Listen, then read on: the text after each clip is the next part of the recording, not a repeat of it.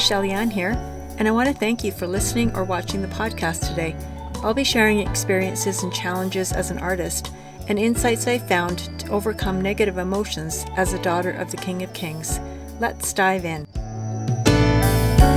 I've seen so many lovers.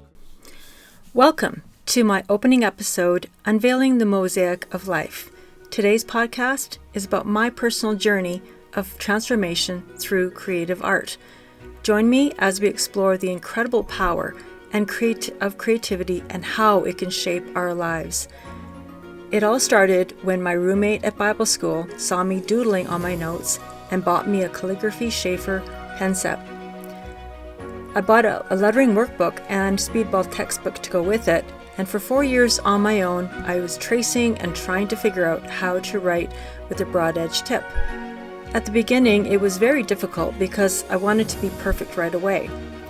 I redefined the quote, "The pen is mightier than the sword," into "The pen is the sword," as I would stab my page for the sloppy letters I would make.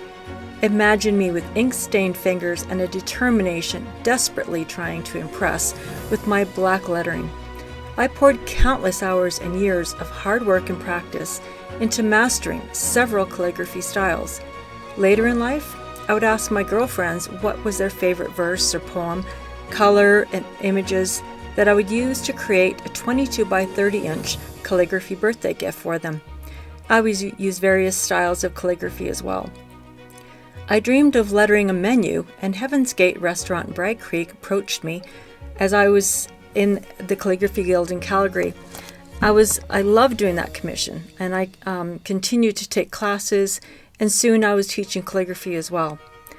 Later on, I took lessons in watercolor illustration, oil painting, and even ventured into the 3D realm of sculpture painting and any form of art that ignited my passion. I traveled to Pasadena, California, and Amsterdam to take workshops on how to make these sculpture flowers because no one else in Canada was doing it. I spent hours practicing and making hundreds of leaves and various flowers, petal by petal. Now I have 4 walls of murals of sculpture paste, roses, peonies, rosebuds, and dahlias. But as I honed my artistic skills, I also found myself in a quest for personal growth. See, growing up, I felt like my whole identity, what I loved doing, was shut down. So I took it personally and I felt inward rejection. It affected my whole view of myself and my value. And so then I attended self-esteem, assertiveness classes, codependency courses, inner healing classes, and I found guidance from numerous Bible studies and a year in a women's shelter. I started to understand the root causes of my struggles. Throughout my life, I journaled extensively because I loved lettering. I would make posters and notes and rotate them on my wall, hoping that one day I would break free from this wannabe feeling less than mentality. These reminders fueled my passion and propelled me forward. And as a little background of why I needed those courses, let's time travel back and I'll share a bit about my earlier days. I grew up in the small town of Medicine Hat, Alberta. My dad owned Jack Stereo and TV, and my mom was a stay-at-home mom. My dad was a great businessman, salesman, and electrical technician, and I remember listening to him as he paced up and down in the hallway to a customer on the phone, stretching the cord from one side of the hallway to the other, saying really interesting words like, "Oh, it's better than a kick in the head with the frozen boot." And it was fun, and I admired that about him. And a few other things I appreciated about my dad was his interest in sports. He encouraged all sorts of sports, and we had a yearly family ski trips. All 6 of us would pile into the car and try not to kill each other as we drove at least 5 hours to a decent ski hill like Sunshine, Lake Louise, Fernie, Kimberly, and Whitefish. Yet because they got pregnant before they were married, shame and rejection came upon them and upon us. And my mom, she didn't finish high school, and she had the 3 of us to look after alone while Dad built up the business. So they were traumatized and expected the highest from us without the loving kindness to bring the best results. So I heard a lot, go outside and play. So I excelled in sports. And I remember doing 50 cartwheels in a row in our crescent. And my friend across the street and I would create matching routines with front hand flips, cartwheels, walking on our hands as the neighbors watched out the window. I loved swimming, and my nickname was Fish. And I would happily spend 4 hours at the indoor pool a block away from our house. Then I started figure skating, racquetball, tennis, badminton, and later I cycled from Vancouver to Calgary and Jasper to Banff, and even ran 2 half marathons. Emotionally and socially, though, I was awkward. In school, people picked fights with me. My gymnastics routines paid off as I was able to outrun them. My parents even suggested I enroll in a private girls' school. And I thought, how's that going to help? It was the girls who were picking the fights with me. Finally, I stood up for myself and I won the fight. Anyway, I went to a Bible camp that featured mountain climbing, canoeing, archery, backpack trips, and I had a spiritual experience that was my anchor through the trials that I would encounter. I asked people, what's different about you here? And they said they believed in Jesus. So I said, oh, I want to do that too. And I really didn't understand everything that meant at the time. And my parents didn't either, so I still had a struggle with my identity. 2 failed marriages and a year in a women's shelter was part of my journey of discovering who I am and what does God really say about me. So I set small goals in my art projects that helped me build confidence and experience. I learned to be grateful for the simple things and became more aware of my own personality and my ability to be patient. Each completed piece became a testament to my journey of self-discovery, maturity, and newfound self-esteem. But my transformative journey extended beyond the creation of artwork itself. One particular project that showcased my growth was the creation of a custom outdoor stained glass mosaic. This intricate process required me to research the design and make it my own.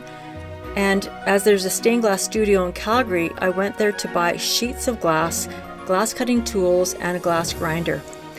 I learned quickly how to cut and shape them to fit each element of the underwater theme mosaic.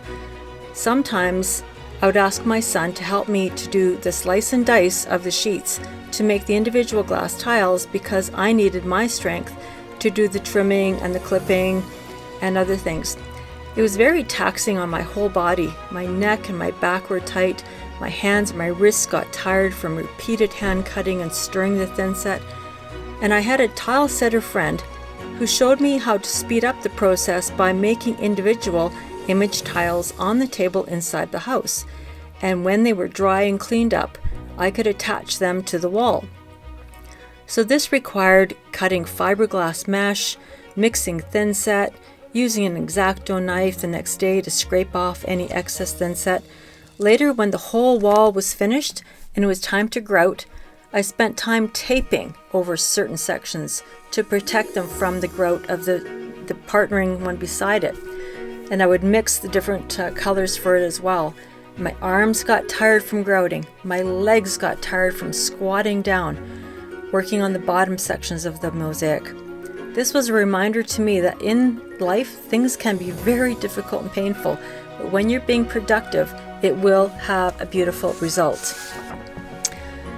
I was fortunate to meet a wonderful man who it was and is my sweetheart and husband today, and he is so kind and patient and gracious. He never said a word about all the glass bowls and jars all around the living room and even on the kitchen table when I was working on the project. It was so incredible to have someone so supportive and caring, and he just praised me no matter what. And I'm grateful to have the gentleman in my life. He values me and protects me, and I feel my life has come full circle, and I want to share my story with you here. I thought it would be interesting to parallel my emotional journey with the 8 steps of making this life-size outdoor stained glass mosaic. So step 1 was, as I meticulously placed each glass tile onto a sheet of fiberglass mesh, I could relate the steps of this process to the struggles I faced in life. And step 2 is, just as I carefully selected the colors that match the image, I learned with the help of counselors to identify and address the areas of my life that needed healing and growth. Step 3. The act of pressing the glass pieces onto the trowel thin set mirrored having God the Creator as my foundation, with my determination to face the challenges head-on from a place of humility and gratitude to make progress in my personal journey.